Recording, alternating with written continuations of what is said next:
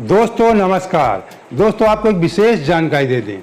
बिहार विधानसभा चुनाव में 2 महीने बाद राहुल गांधी की फिर से जोरदारी के साथ रीएंट्री हुई है और यहां तक प्रधानमंत्री मोदी को उन्होंने डरपोक और नाचने वाला भी कह दिया।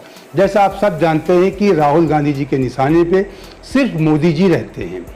बिहार विधानसभा का चुनाव हो रहा है और बिहार विधानसभा के चुनाव में मोदी जी टारगेट पे हैं, जबकि नीतीश जी टारगेट पे रहना चाहिए। नीतीश जी वहाँ के मुख्यमंत्री है, लेकिन राहुल गांधी जी नीतीश जी को टारगेट नहीं करते हैं, क्योंकि ये मुद्दा एक जात विशेष का भी हो सकता है। एक जात विशेष के लोग नाराज हो सकते हैं और राहुल गांधी जी के बारे में आप जानते हैं कि 2-3 वर्षों से वो जाति का मुद्दा उठाते रहते हैं, तो इसलिए वो सिर्फ मोदी जी को ही टारगेट करते हैं। और उन्होंने यहाँ तक कह दिया कि अगर चुनाव के पहले आप मोदी से कुछ भी करवाना चाहते हैं, आप डांस भी करवाना चाहते हैं, तो आप मोदी से ये कह दीजिए कि आप भाषण मत दीजिए, आप मंच पे आइए और केवल डांस कर दीजिए। उन्हें सिर्फ आपका वोट चाहिए।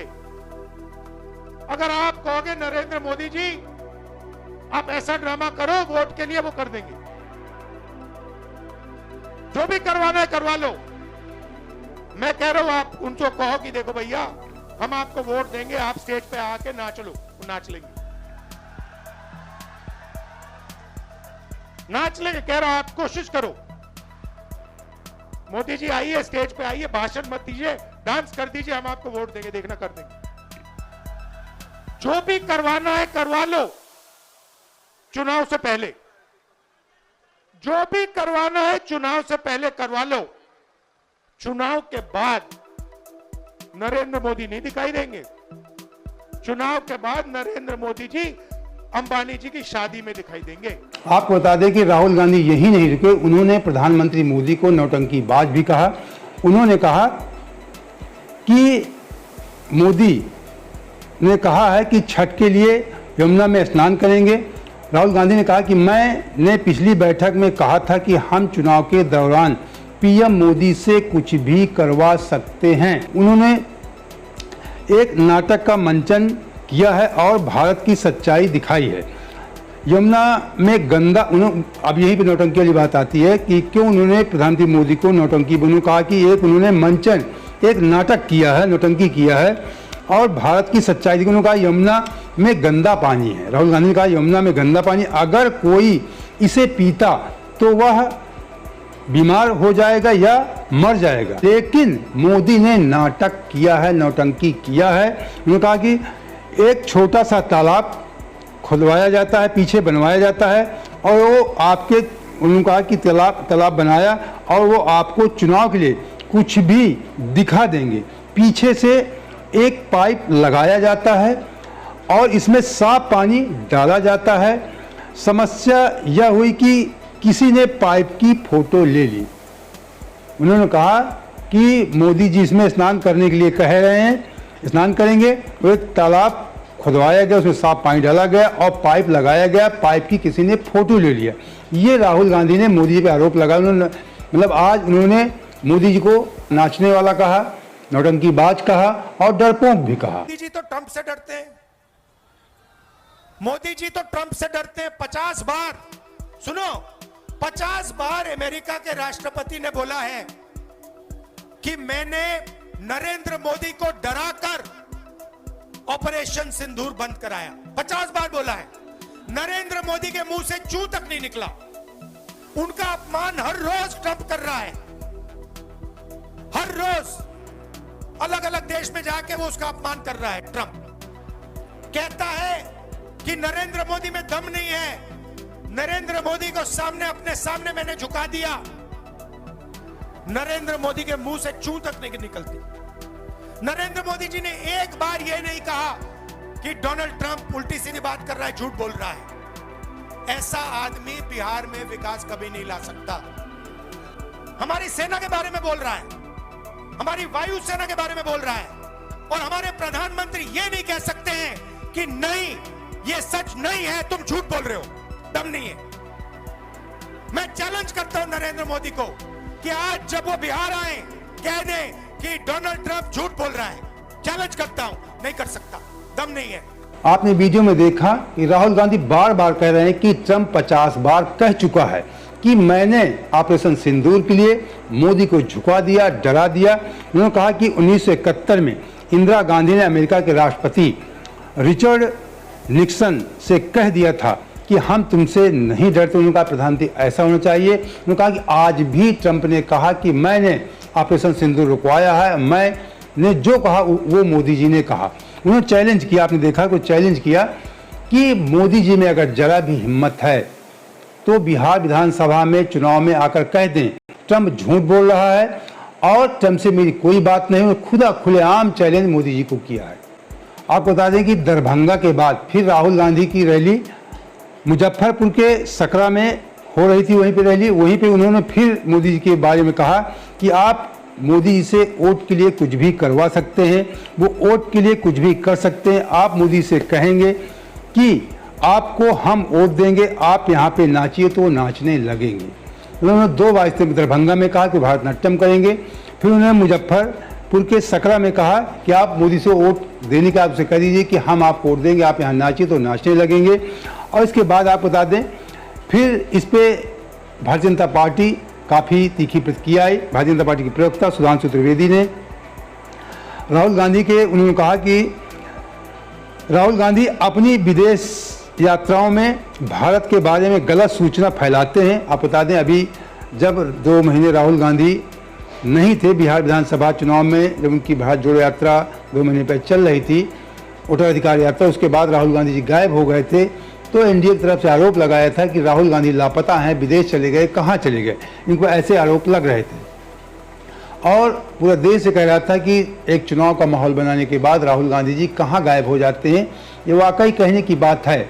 उन्होंने विपक्ष को मौका दिया कि 2 महीने बाद फिर री एंट्री करते हैं, धमाकेदार करते हैं और सीधे मोदी जी को टारगेट करते हैं, चैलेंज करते हैं। इस पर सुधांशु त्रिवेदी ने कड़ी प्रतिक्रिया जताई है।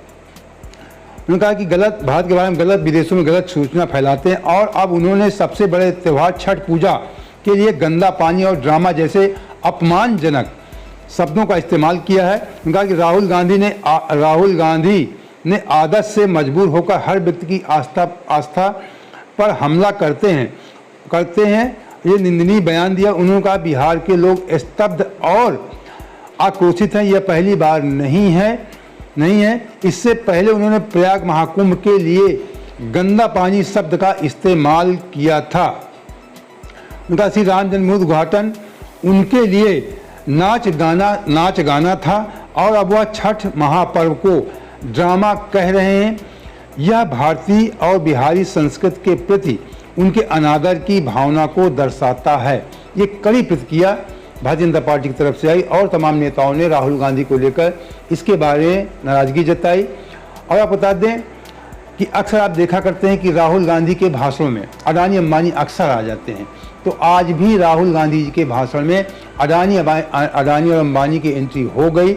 उन्होंने कहा खुलेआम कि आपने देखा अंबानी की शादी हुई थी, मोदी गया था, मैं नहीं गया था। उन्होंने कहा कि मोदी जी देश के प्रधानमंत्री नहीं हैं, वो अडानी अंबानी के प्रधानमंत्री। मैं आपसे पूछना चाहता हूं, अंबानी की शादी हुई?